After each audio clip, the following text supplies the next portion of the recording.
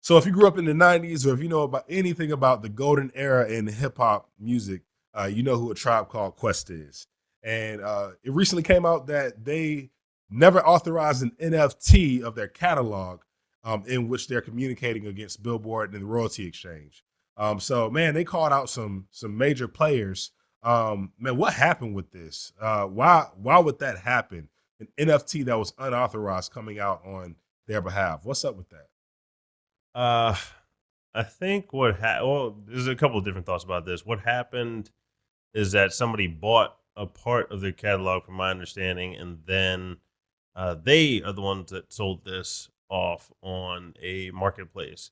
Um, However, I'm I don't think Tribe Called Quest should be upset at that. I think that is like a light bulb for people to realize that this is a good idea. This is actually like one of the last pieces to the puzzle that needs to happen to get more retail investors or more regular people interested in investing in influencers and entertainers and musicians. Um, Reason being is that it is a much riskier investment for somebody. So Tribe Called Quest got upset because I think one part of it was that whoever bought the NFT from Tribe Called Quest was given royalty rights, dividends for their first 5 albums. So any streaming revenue that came in, I think they get 1.5% of royalties that come in from their first 5 albums.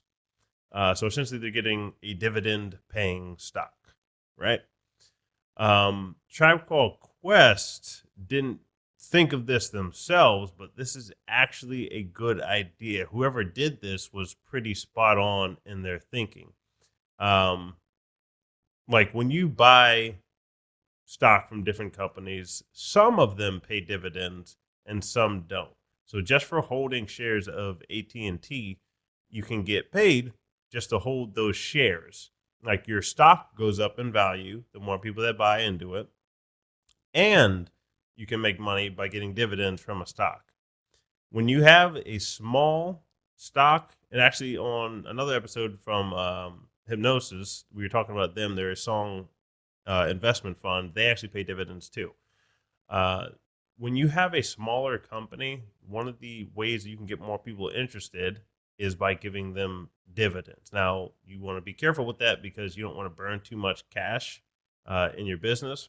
But like a 1.5% from Tribe Called Quest it's not gonna crush you, and it's gonna get way more people interested in this concept.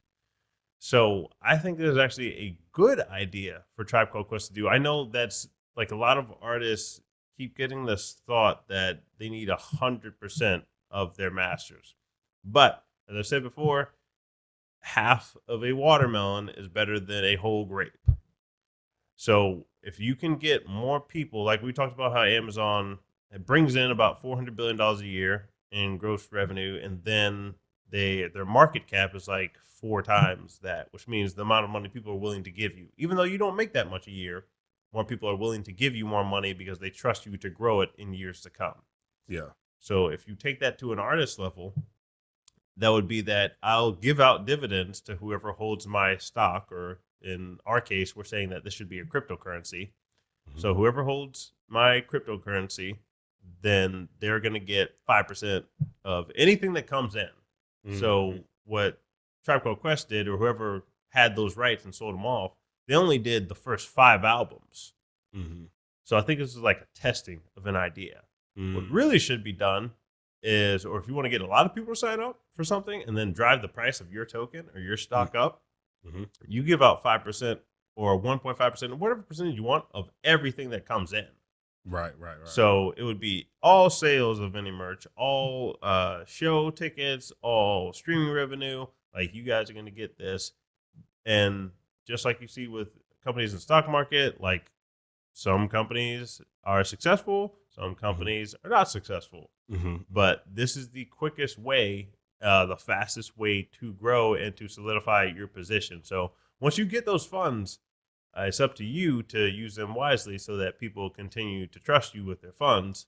There's famous examples of You have Blockbuster, went from a huge company to not so huge company. Right. You have Kodak. There's companies that were publicly traded that are not publicly traded now. Yep. Mm-hmm. So it's going to have some growing pains in it, but this is definitely like the direction that should head in. So Yeah.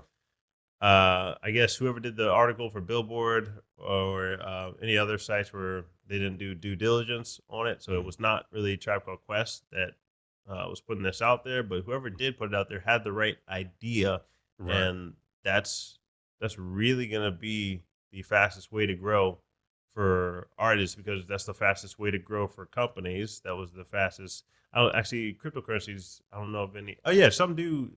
They have their own way of paying dividends. So is if you hold certain cryptocurrencies, you get like more of the currency.